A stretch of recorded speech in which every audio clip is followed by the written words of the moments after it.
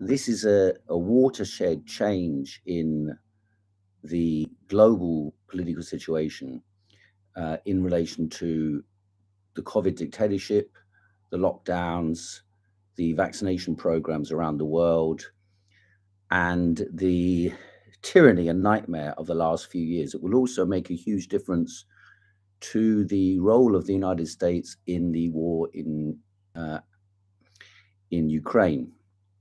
I'm going to keep this relatively short, but I wanted to make some comments on what he said.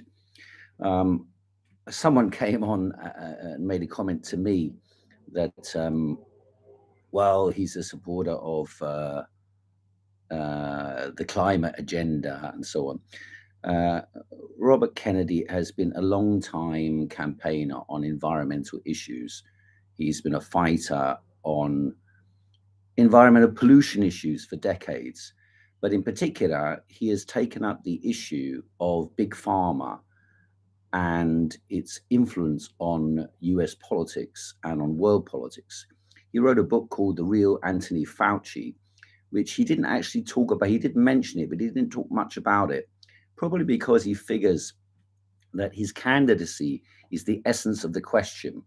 His candidacy raises the question, raises the profile, because if you look on YouTube and you try to find uh, Robert Kennedy's comments over the last couple of years, you won't find hardly anything on YouTube and hardly anything on social media because he was completely blacked out by the mainstream and accused of being a conspiracy theorist. And his conspiracy theory framework that they like to talk about, it refers to his work for an organization which he runs called Children's Health Defense.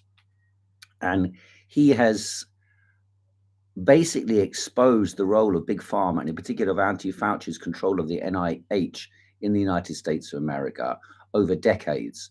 And his great strength is he understands the nature of the US bureaucratic structures of power, the administrative structures of power that relate to the big bureaucratic organizations that control governments and local government policy making in the United States and policy implementation in the United States. And it was an interesting point when he came to attack the lockdowns that he put the blame, which you wouldn't expect actually, but he explained it quite well.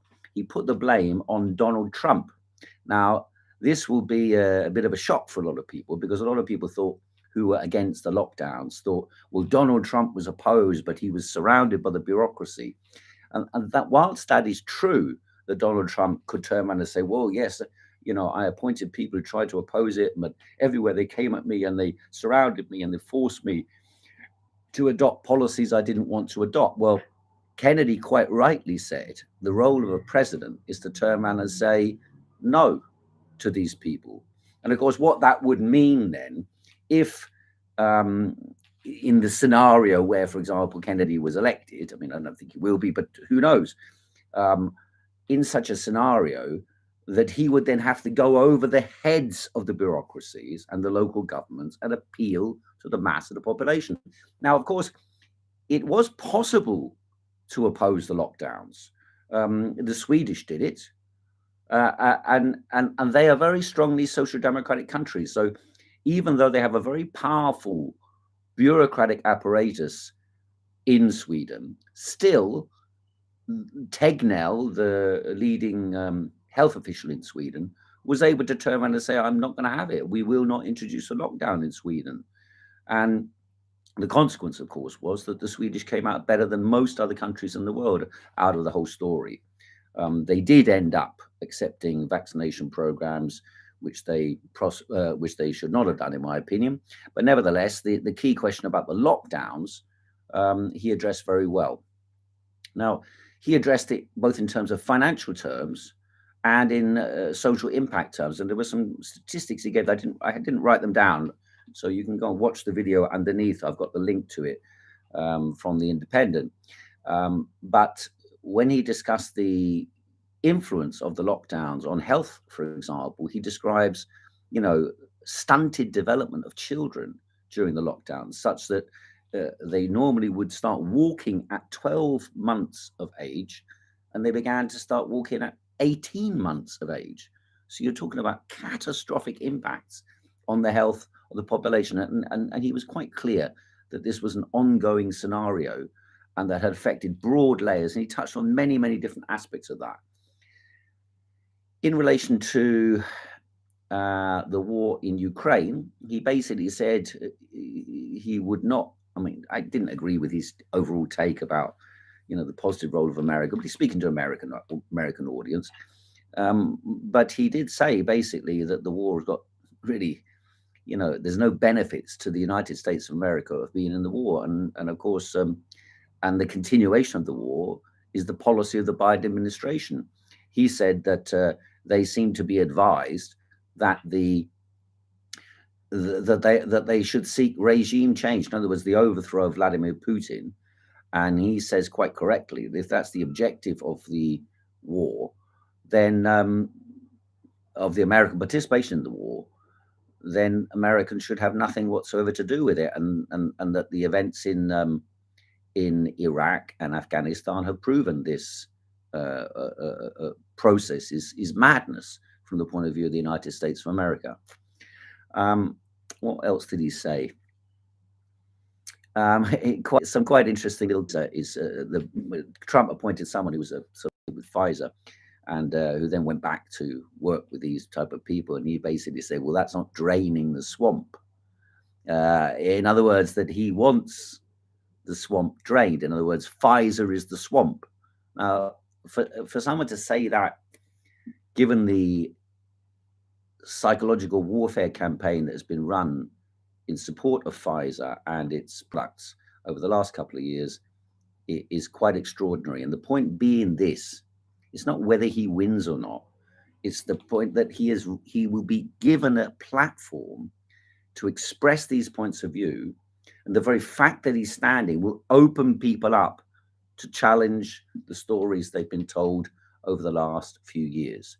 So it's far more significant than comments by Robert Malone or by Mike Yeadon or Sucharit Bhakti or Wolfgang Wodark or all these sort of critiques of the policies. The decision to stand is clearly a decision to break the narrative that has been told to us over the last couple of years. And that is a great breakthrough for us. It's a revolution in the discussion that will take place over the next couple of years. And of course, everyone will probably want to quite correctly. Let's see if I've got it here. I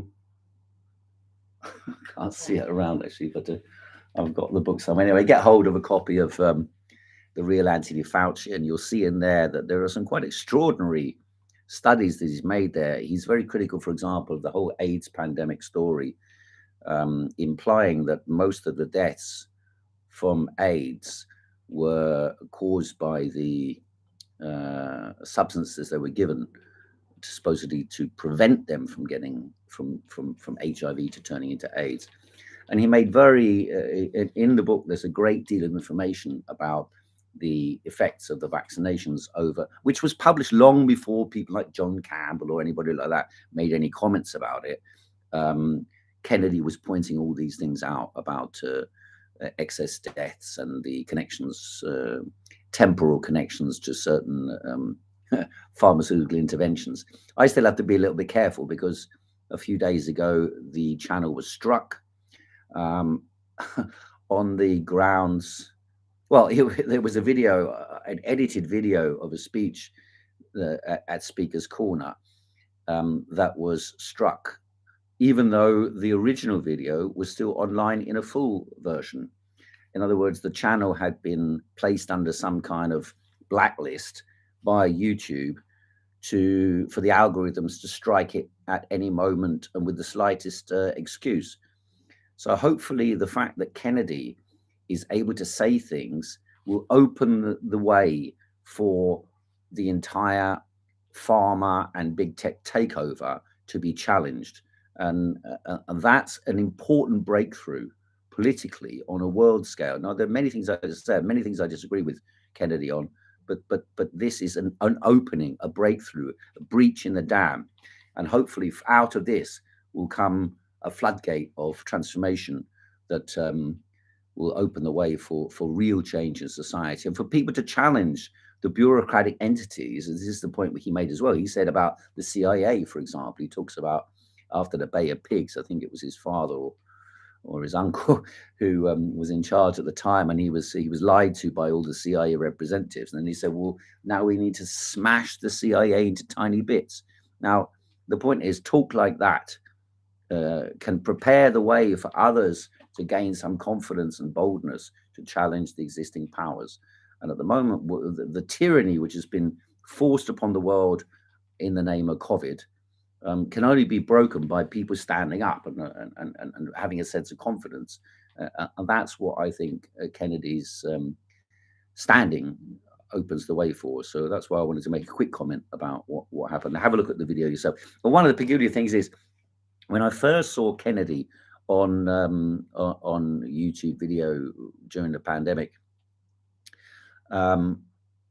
I heard his voice, and it's I found it so irritating to listen to, very difficult to listen to, because he has some sort of a vocal box disorder. But actually, when I saw him, he didn't seem to have any notes. He didn't have a thing he's reading from or anything like that. He was speaking off the hip, and he wasn't like Donald Trump when he speaks off the hip. He just meanders into any old nonsense that might come to his head. This guy has got a sturdy record of campaigning and fighting over decades against the bureaucratic misuse of power and the connection between corporations and state capture, if you like, bureaucratic entities that sort of in bed with each other in all the capitalist world, actually. In fact, pretty much in all the world. And through fighting these entities, that's his credentials, and it shows he's probably the most prominent fighter against the American bureaucratic apparatus and its relationship to big tech, big pharma, the military, and so on, that there is alive, and there probably has ever been alive, perhaps. So it's a good breakthrough. It's a great breakthrough. It's a great moment. It's one of the battles that will be fought, but it opens up the possibility for many battles. That's the key. It opens up the possibility for mental awakening of the population.